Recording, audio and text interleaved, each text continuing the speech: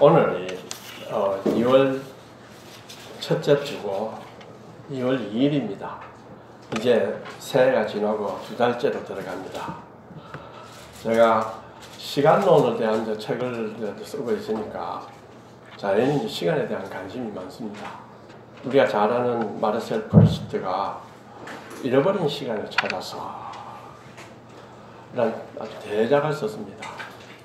제가 이 사람이 쓴 걸 이래 보니까 책은 재미가 없어요. 읽다가 그만두고, 이 사람이 어떻게 이 책을 썼느냐 하는 걸 보니까 그는 이 책 쓰기 위해서는 천신이 많은데 집에 바람 들어오는 걸 막으려고 그 테이프로 다 붙였어요. 그래가 10년을 썼습니다. 쓰면서 죽기 전에 병원에 가야 되는데 병원에 가면 못 마칩니다. 그러니까 끝까지 마치고 그냥 죽었어요. 그런데 이제 이 사람이 시간은 무상하지만은 예술이야말로 덧없는 시간의 흐름을 영원성으로 성화시킬 수 있는 수단이다. 이래 생각을 했습니다. 사실은 이제 유럽이라는 그 나라가, 제가 이제 그 출장 간다고 비엔나에 한번 가보니까 너무너무 아름다웠어요. 이야, 이런 나라에서는 내가 옛날에 미국 안 가고 유럽으로 유학을 갈 걸, 이렇게 생각이 들 정도로 아름답고 또 부러웠습니다. 그리고 저는 또 철학을 좋아하니까 독일 철학에 대한 관심도 아주 많았습니다. 그런데 지금 유럽을 보면 엄청난 곤란을 겪고 있습니다. 유럽의 그 문명이 어디서 왔느냐 하면은 기독교 문명에서 왔습니다. 그리스 로마를 이어서 기독교 문명에서 왔는 것은 어떤 점이냐 하면은 정직하고 또 초월적 하나님을 생각하니까 그 영성을 가지고 엄청난 노력을 해서 여러분 잘 아는 미켈란젤로 그림 있죠. 라파엘로 수많은 그 그림들이니까 다 예술가들의 영성을 자극시키고 해서 아름다운 걸 만들었습니다. 그리고 인권, 자유, 이 개념은 다 히브리 사상에서 온 것입니다. 기독교 사상에서 온 것입니다. 이런 유럽이 지금은 몰락하고 있어요. 저는 그것이 왜 그런가? 희한하게도 아주 인간적인 아주 참 훌륭한 사상이라 할 수 있는 요람에서 무덤까지 이 사상을 가지고 이렇게만 하면 국가가 모든 사람을 행복하게 만들어준다. 이렇게 했습니다. 그 결과 무엇이 얻어졌느냐? 기독교는 다 퇴소되고 또 요람에서 무덤까지 하려니까 이민을 많이 받아들여야 돼요. 난민을 많이 받아들이고 그 다음 종교 중립을 해야 됩니다. 그래서 기독교는 가능한 한 프라이빗으로 가라. 밖에서 떠들지 말아라. 그래서 점점 기독교 사상이 퇴조를 하니까, 그리고 아까 프루스트가 이야기했죠. 예술이야말로 덧없는 시간의 흐름을 영원성으로 성화시킬 수 있는 수단이다. 이거는 인간 이성이 영혼을 추구할 수 있다고 생각한 것입니다.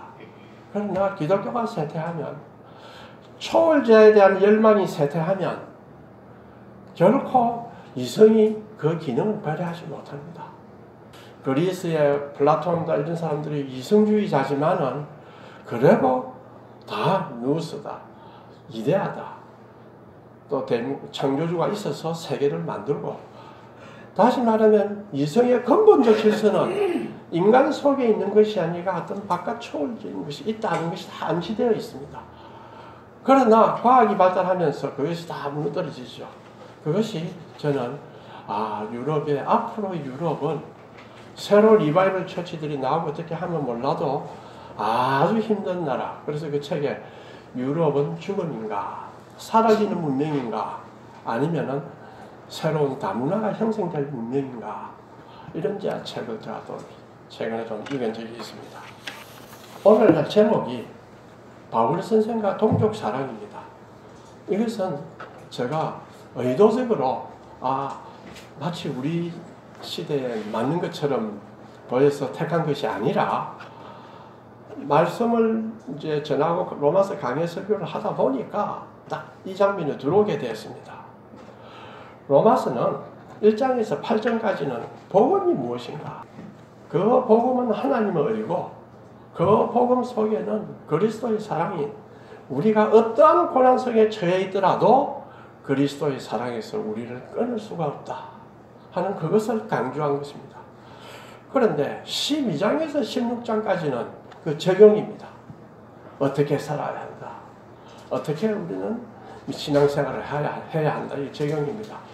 9장에서 11절까지가 묘한 것입니다. 이스라엘이 누군가에 대해서 많이 나옵니다. 그래서 여기에 대해서는 의견이 조금 분분합니다. 이것이 바로 로마서의 핵심이다 라고 하는 사람도 있고 아니다. 이거는 로마서의 주변부다. 이렇게 말하는 사람도 있습니다.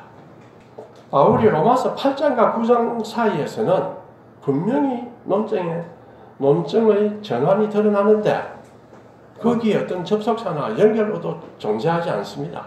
그 분위기도요. 8장 31, 39절은 하나님의 사랑이 우리를 다스린다는 건 찬양인데 9장 1절에 3절 넘어가면 단식으로 나옵니다. 자기 종족 이스라엘에 대한 이야기로 극적인 전환이 이루어져 있습니다.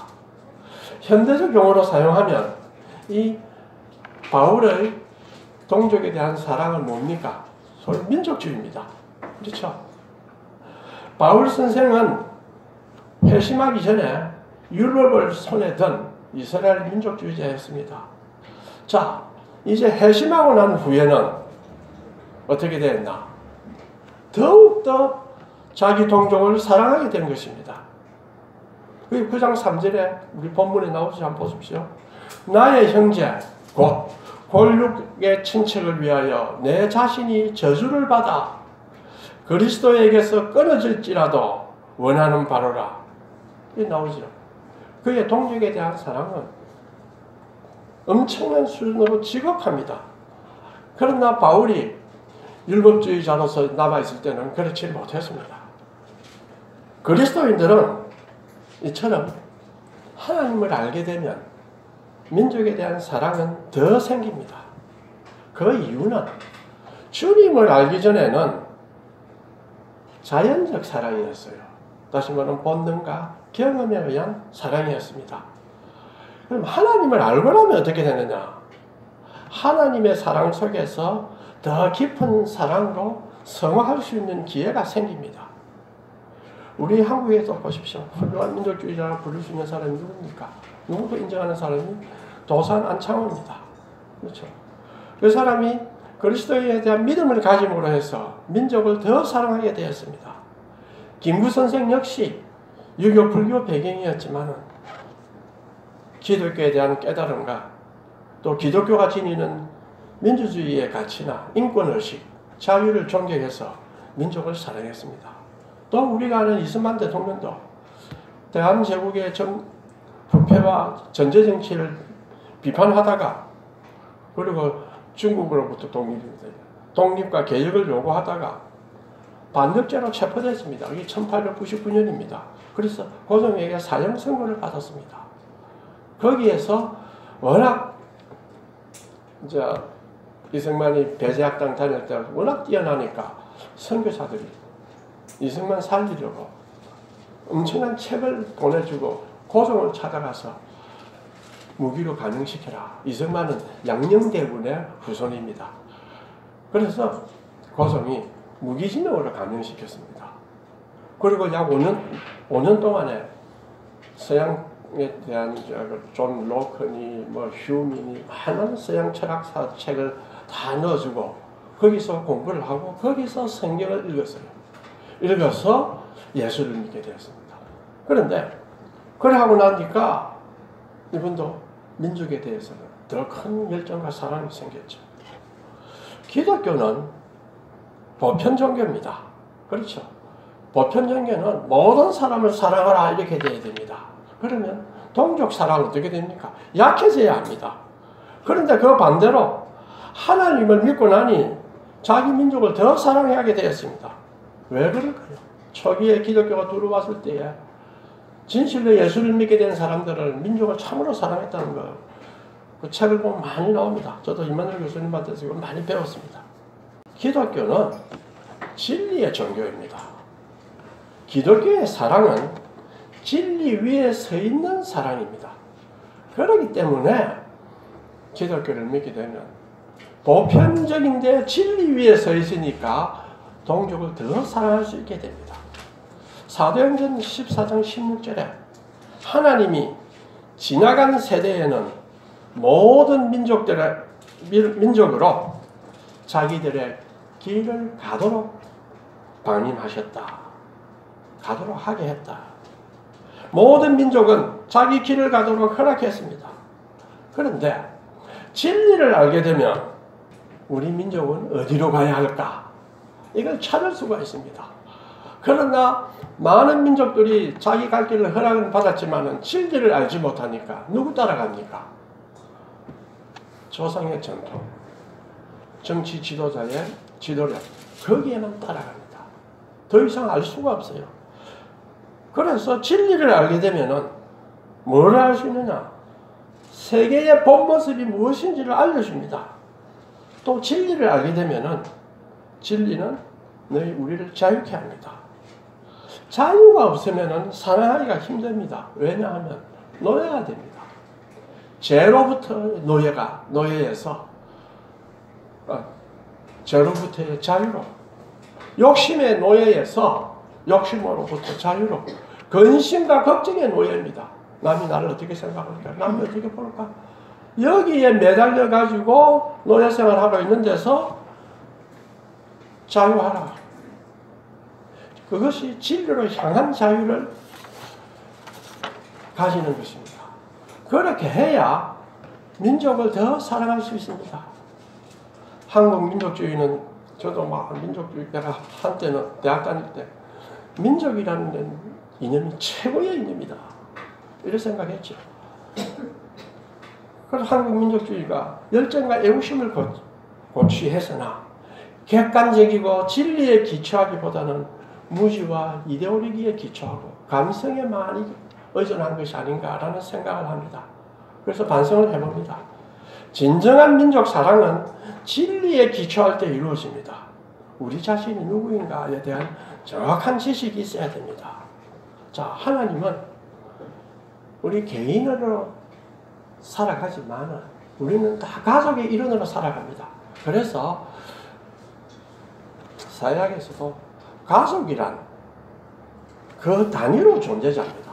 국가도 존재인데 국가는 다 분해될 수가 있지만 가족은 단위로 존재자입니다. 지금 이제 가족 해체라는 게 이루어지고 해서 좀 바뀔 수가 있습니다만 아주 기본 단위입니다. 왜냐하면 이 가족을 통해서 뭐가 형성됩니까?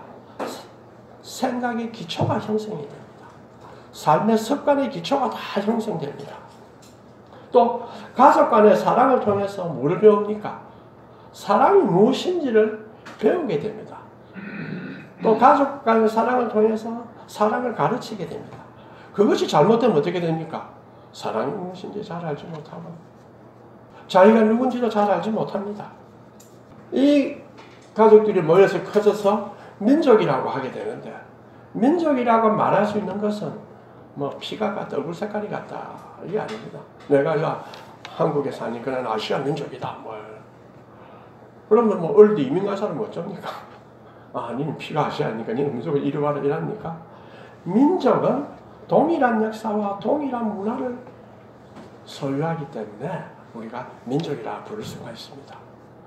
그런데 하나님을 알게 되면 하나님의 역사를 가지고 우리 민족의 역사를 객관적으로 볼 수 있는 힘이 생기게 됩니다. 왜?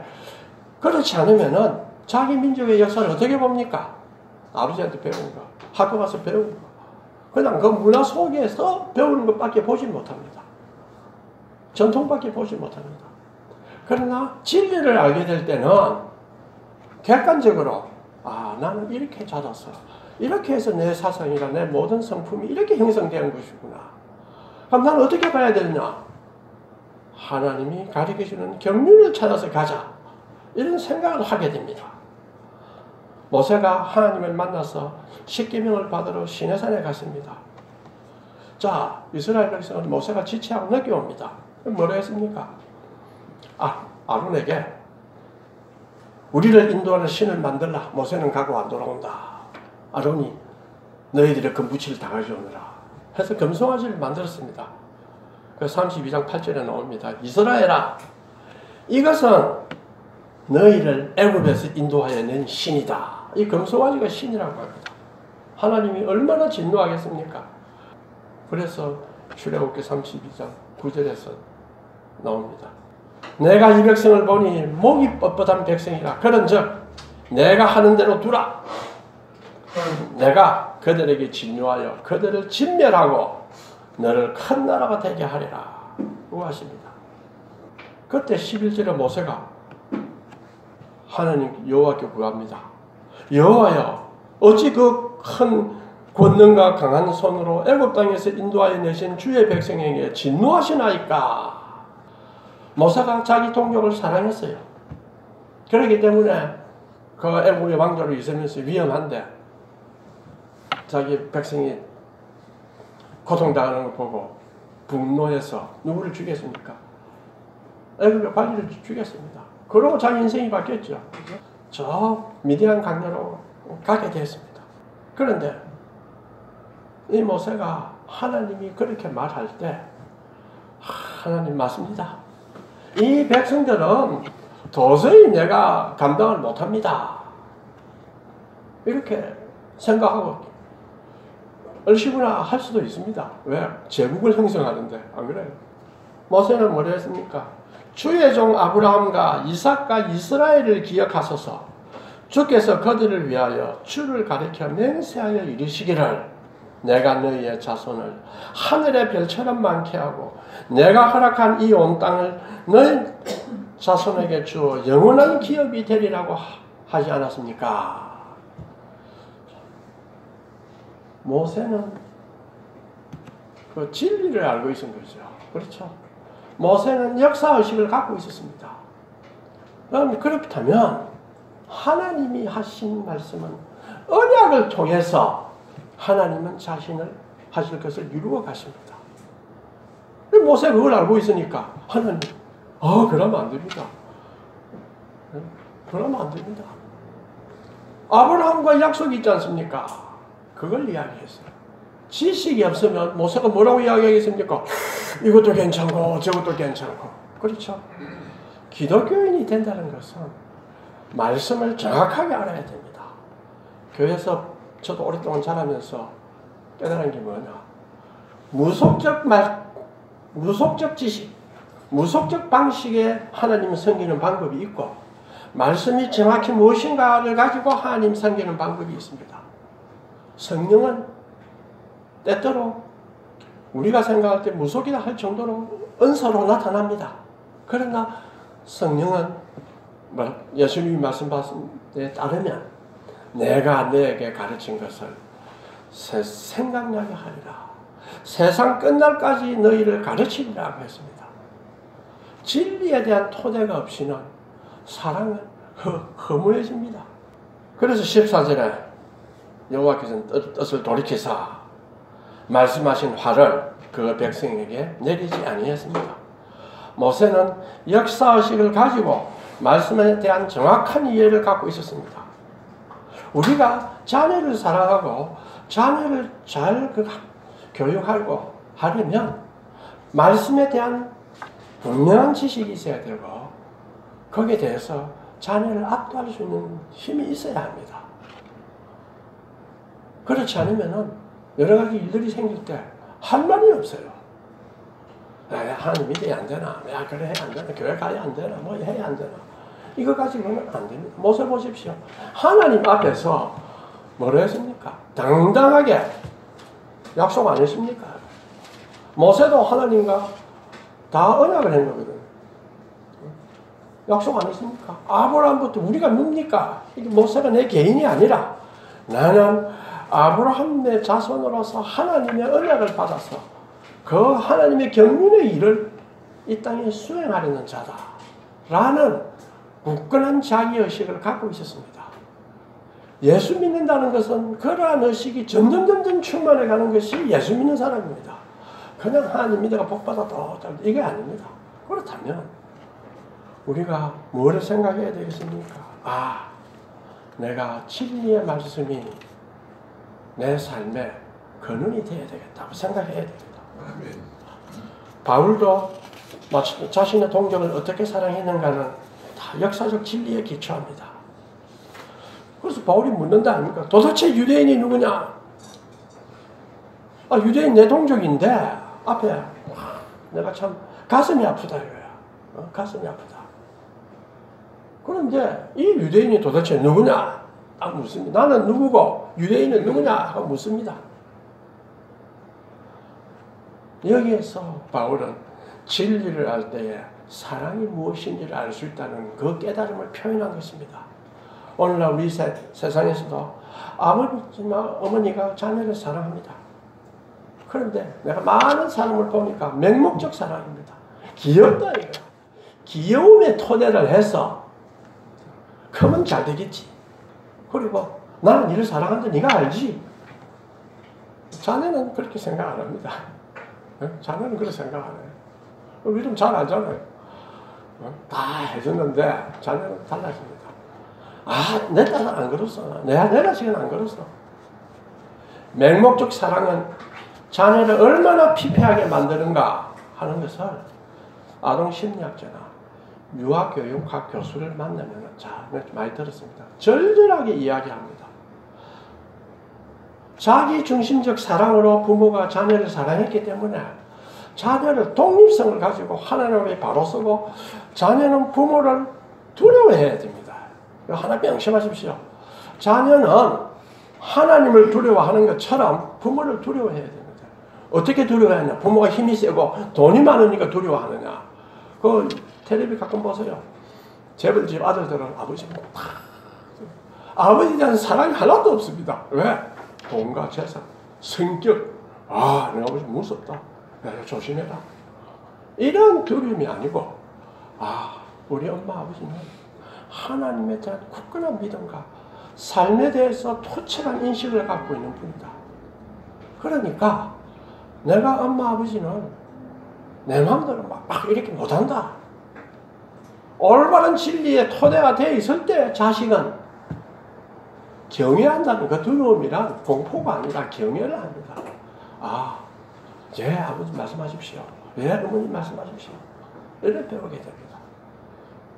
그렇기 때문에 바울이 자기의 동족이 내가 내 동족을 사랑하는데 어떻게 하는 것이 내 동족을 사랑하는 건가 하면은 내 동족이 누군가를 물어야 됩니다.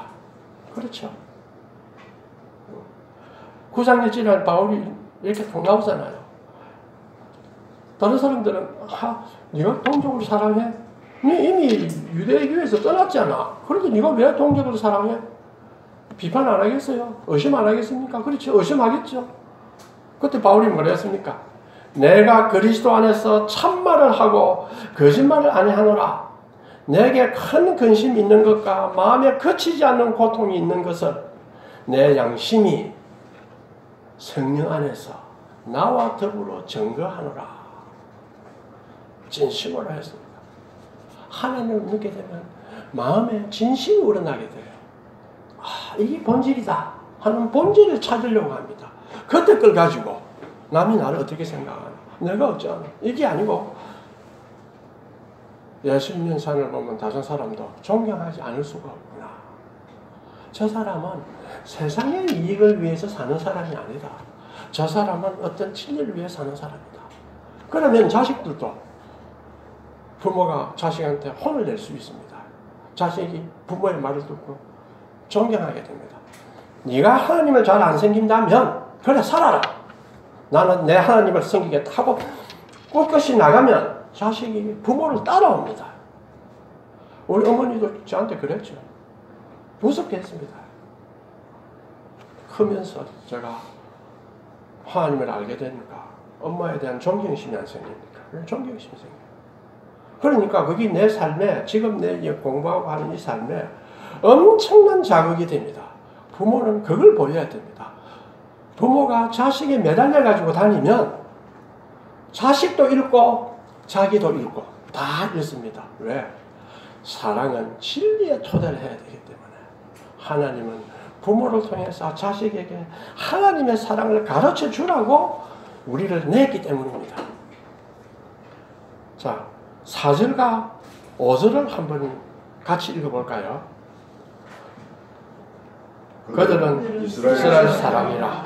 그들은 양자됨과 영광과 언약들과 율법을 세우신 것과 예배와 약속들이 있고 조상도 그들의 것이요 육신으로 하면 그리스도가 그들에게서 나셨으니 저는 만물 위에 계셔 세세에 찬양을 받으신 하나님이시구나. 아멘.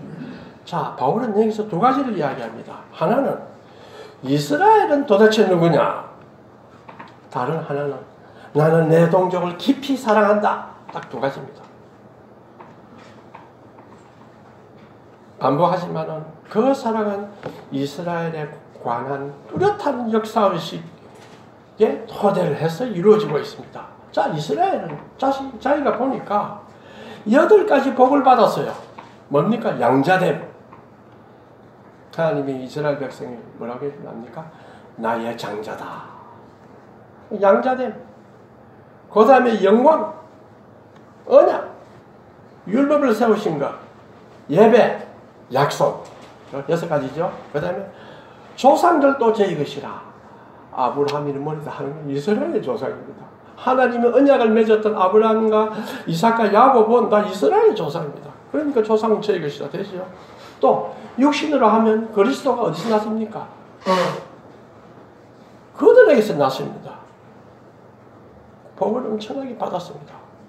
그리고 이상한 것은 오랜 세월 동안 메시아가 올 것이다 하는 것을 듣고 준비하고 메시아를 기다리라는 교육을 받았습니다.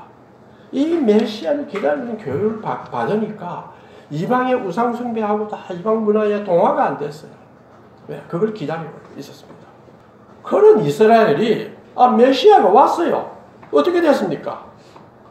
그분을 알아보고 환영하리라고 우리가 생각할 수 있는데 환영은커녕 정반대로 그들은 오히려 예수를 저주받은 자들이 받는 십자가의 형벌을 받게 했습니다.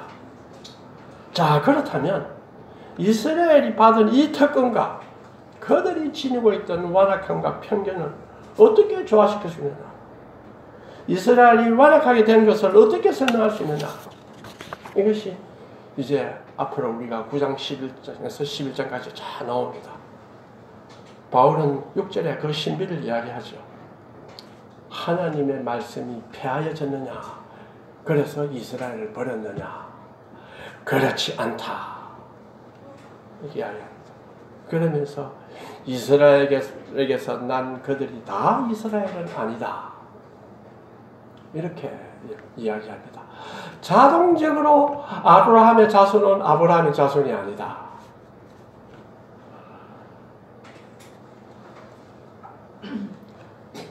바울은 그 자신이 이스라엘 속에서 이스라엘 백성들 속에서 자라고 배웠습니다. 자, 그들은 하나님께 버려졌는가? 이 종족의 운명에 대해서 인간 바울의 고뇌를 봅니다. 사도 바울이 부활하신 예수 그리스도를 만나기 전에는 율법과 선택된 민족에 대한 민족주의자로 살았습니다. 그럴 때는 율법과 모세의 전통을 따르는 것이 뭡니까? 가장 이성적이고 그것이 참된 삶을 사는 것이라고 생각했습니다. 아마 우리도 하나님을 알지 못했을 때는 내 뜻대로 사는 것이 가장 참된 삶이다. 나의 이성대로 사는 것이 가장 참된 삶이다. 이렇게 생각할 수도 있습니다. 바울이 그랬죠. 그러나 다메섹 도상에서 예수를 만났습니다. 주여, 니시오니까 나는 내가 핍박하는 예수다. 바울이 얼마나 황당했겠습니까? 아니, 혹세무민한 자라고 믿었고 그 죄로 인해서 십자가에 죽어서 저주를 받았다 이거야. 그래서 그걸 따르는 사람은 자기는 또 혹세무민하는 자다 해서 쫓아다니면서 죽이려 하는데 아니 이 사람이 살아있어서 자기의 음성으로 이야기를 합니다. 그리고 자기 자신은 소경이 되었습니다. 바울이 계시를 언제 많이 받았느냐, 중간에 혼자 공부를 해가지고 알았느냐 하는 연구들이 많이 있어요. 바울은 이 계시를 받을 때 거의 완벽하게 많이들 깨달았습니다. 바울은 기독교에 대해서 이미 다 알고 있었어요. 우리가 기독교 모른다 생각한 것은 잘못이고, 이미 그 당시에 기독교인이라는 어떤 존재자들이라는 거 다 알고 있었습니다. 구약의 역사를 다 깨고 있었습니다. 그런데 남은 것은 뭡니까? 예수가 부활하셨다, 살아계신다 하고 십자가에 내가 못 박힌 이유는 이러하다고 쫙 가르쳤을 때 바울은 순식간에 깨닫게 된 거예요. 그래서 나는 부활하신 주님을 보았다. 예수는 살아계신다. 그가 우리를 구원할 자다. 라고 바울은 전했습니다. 바울은 부활하신 주님을 만나고 새로운 깨달음을 얻고 주님과의 끊임없는 교통 가운데서 복음을 이방인에게 전합니다. 주님과의 끊임없는 교통이 없이 내가 뭐 하겠다. 잘 안 됩니다. 이것은 매우 바울에게 받은 이 사명은 고귀하고 원대한 사명입니다. 바울은 복음을 전할 때 적절히 위험을 피해가면서 할 수 않습니까? 그렇죠? 저가 위험합니다. 기도 들어보니까 저가 위험합니다. 하면 그거 안 가. 편안한 대로 가. 얼마든지 할 수 있습니다. 이미 나는 사도인데 위대한 걸 가지고 할 수 있습니다. 그때 바울은 그렇게 안 했습니다. 바울이 예루살렘에 복음 전하러 가려 할 때 당시의 교회의 장로들, 예언자들 모두 바울에게 뭐라 했습니까? 기도하니 성령이 당신이 결박되어 잡혀간다는 걸 보여주었습니다. 그럼에도 그 고난의 길을 택한 사람은 바울 자신입니다. 오늘날 우리 사회를 한번 봅시다. 가능한 일은 적게 하고 일은 안 해도 잘 살고 싶다. 그렇죠? 자본주의 사회 아니냐? 자본주의는 그런 사회가 아닙니다. 자본주의 기원을 보면 그렇지 않습니다. 내 일이 소명이다 생각해서 성실하게 일해서 잘 살게 되는 것을 기대한 거지 그렇지 않습니다. 그것은 죄다 이거예요. 너는 자본주의 사회가 그런 게 아니고 네가 죄의 생각을 갖고 있대. 또 기도는 열심히 하는데 희생은 하려 하지 않습니다. 진심으로 주님을 섬기고 싶지는 않으면서 복음 받고 싶어 합니다. 사랑은 주지는 않으면서 또 사랑을 받고 싶어 합니다. 이것이 나약한 신앙을 가진 자의 모습입니다. 그렇다고 해서 그 사람은 예수 안 믿는 게 아니고 예수를 믿는데 매우 나약한 신앙이다. 그것을 발전시켜야 된다. 그 나약함에서 장성한 신앙으로 가야 된다. 이것입니다. 바울이 선생님 보라 이제 나는 성령의 매임을 받아 예루살렘으로 가는데 거기서 무슨 일을 만날는지 알지 못하노라.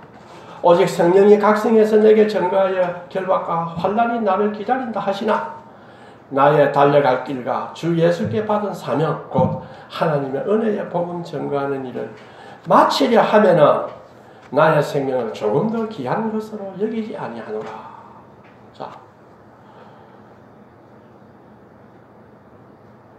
다 우리 죽습니다. 그렇죠? 지금은 모두 한 길로 가고 있습니다. 동창회 갔더니 이 친구가 큐바에 가서 이 한국 사람으로 가스트로를 만났어요.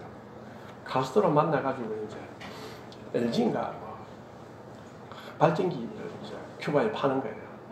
큐바에 전기시설을 해줍니다. 큐바는 공산주의가 되고 나면서 그 개입경제를 하게 되면 다 집단 농장으로 만들어야 돼요. 그걸 다 배급을 했어요. 다 배급하니까 이제 뭐 전기도 아무것도 없잖아요. 그러니까 이제 해줬어요. 그래 만났다 와서 이제 자랑을 또 하면서 하는 이야기가 뭐냐. 그때는 내가 부산대 온 지 얼마 안 됩니다. 40도 되기 전입니다. 우리의 갈 길은 정해져 있다. 이런 저는 무슨 말인가 하니까 다 우리는 어디로 갑니까? 지금은 우리는 다 정해진 길로 가고 있다. 더 젊을 때 이야기했으면은 야 임마 무슨 소리 하냐 이러겠는데 처음부터 조용히 듣고 있었어요. 맞네. 우리는 그 길로 가고 있다. 모르고 가는 사람이 있고 그걸 알고 의미를 깨닫고 가는 사람이 있습니다. 바울 사도는 자신의 사명을 가지고 그리스도의 십자가 사랑을 못 잊어 자기의 생명을 바칠 결심을 하고 있었습니다. 이것은 우리에게 큰 도전을 줍니다. 왜 바울같이 잡혀서 결박당하는 것도 아닌데 왜 우리는 근심과 걱정에 시간을 낭비합니까? 왜 스트레스와 불안 속에서 시간을 낭비합니까? 왜 시달립니까?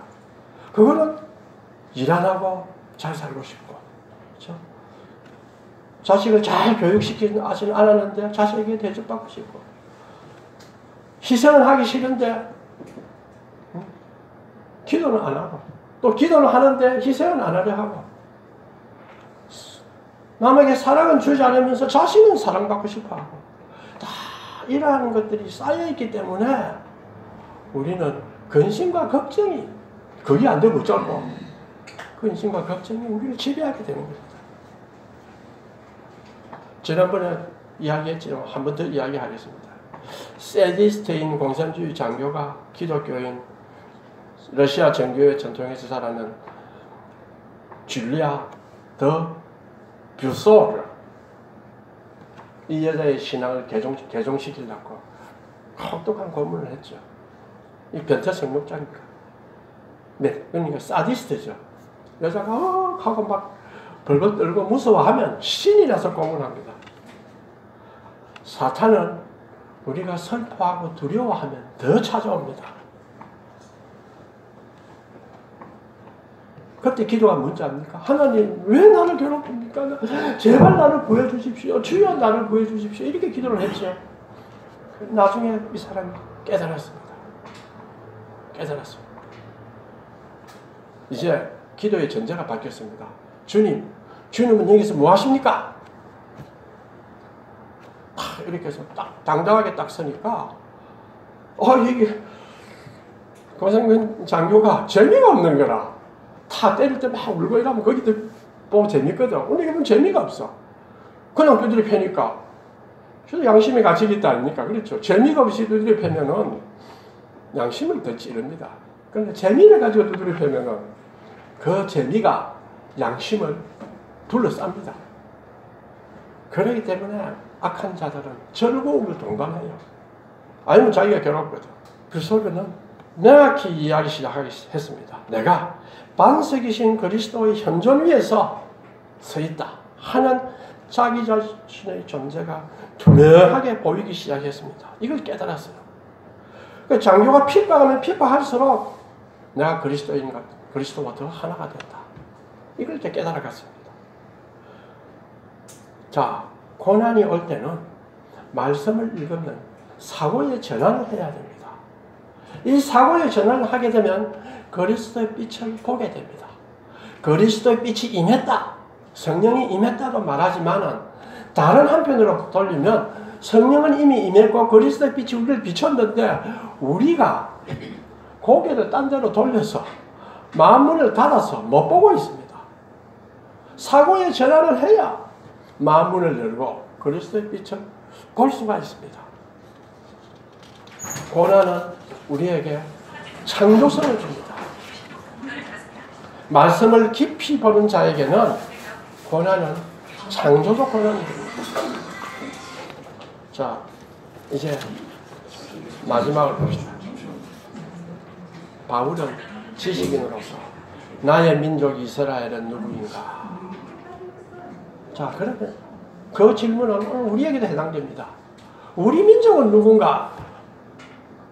우리는 어떻게 내 민족을 사랑해야 되는가? 바울은 자기 동족에 대한 관심은 단순히 자기 민족에 대한 자연스러운 애정에서 비롯된 것이 아닙니다. 또한 이 관심은 유대인들의 구원에만 국한된 것도 아닙니다. 바울의 관심과 탄식은 하나님의 구원의 역사와 언약의 성취라는 더 깊은 신학적 의미를 가지고 자기 이스라엘 백성을 보았습니다. 그걸 보니까 이 백성이 깨달아서 그 하나님의 경륜에 동참하면 얼마나 좋을까 하니까 가슴이 아프죠. 왜 그걸 못하냐 하니까 가슴이 아픕니다. 왜 본능 속에 사느냐. 자, 그럼 오늘날 우리는 어떻게 우리 동족을 대해야 됩니까? 지금 한국은 극심한 이념 대립에 있습니다. 가족도 갈라집니다. 저는 이 원인 중에 큰 하나가 진리를 알지 못하고 거짓된 지식, 무지가 토대를 이루고 있다고 생각합니다. 여기에 큰 책임은 지식인들에게 있습니다. 한국 경제는 너무나 큽니다. 알겠죠? 세계 10위권에 들어간 큽니다. 아무나 한국 경제 같더니 이러니 저러니 할 수가 없습니다. 제가 미국 경제에 대해서 이야기하는 사람 봤습니다. 폴 크루그만, 좀 좌파 경제학자라 하는데 아주 잘합니다. 미국 경제를 딱 분석해서 할 수 있습니다. 노벨에서 경제학상 받았죠. 또 스티글리츠, 빌 클린턴의 수석 경제보좌관 했습니다. 뛰어났습니다. 그러니까 경제를 이야기하는 지식인들 본다 아닙니까? 그런데 한국은 물론 그런 경제학자들 아무도 없어요. 없지만은 그런 경제학자들은 없지만은 그러면 뭐 침묵하면 되는데 아무나 떠듭니다. 전공도 아닌 자들이 막 떠듭니다. 아, 우리 지식인들은 정직하지 못하구나. 그 사명을 갖지 못하구나. 우리는 어떻게 해야 되겠습니까? 성서 한국이라는 깊은 신학적 사상 위에서 우리 동족을 보아야 합니다. 왜 하나님은 우리 민족을 그 짧은 시간에 그렇죠?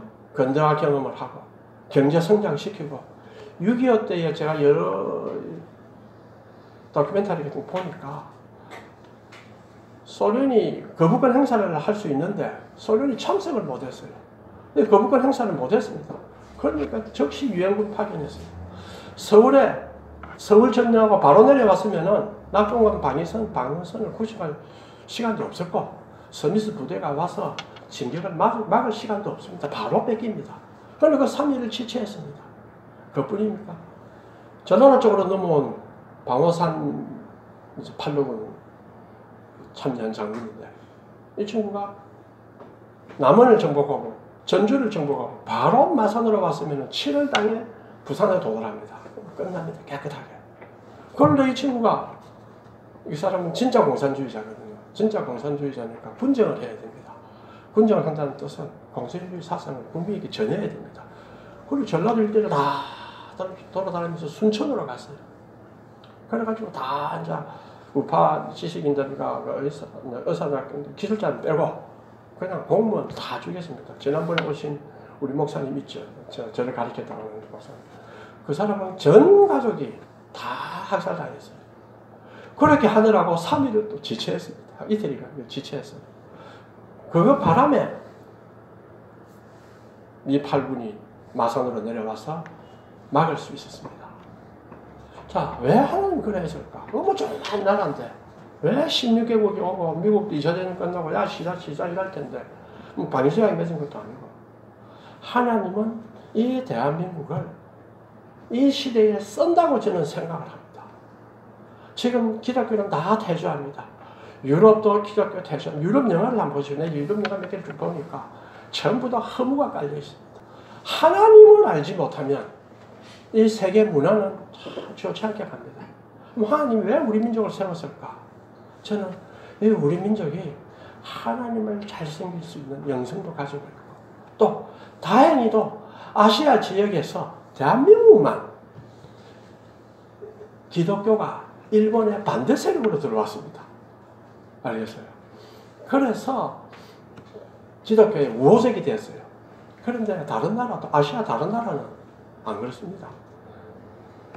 기독교는 미 제국주의나 유럽 제국주의와 같이 들어왔어요. 그러니까 싫어하죠. 서양 사람이 선교하기 싫어합니다. 그러니까 한국 사람이 할 수 있었습니다.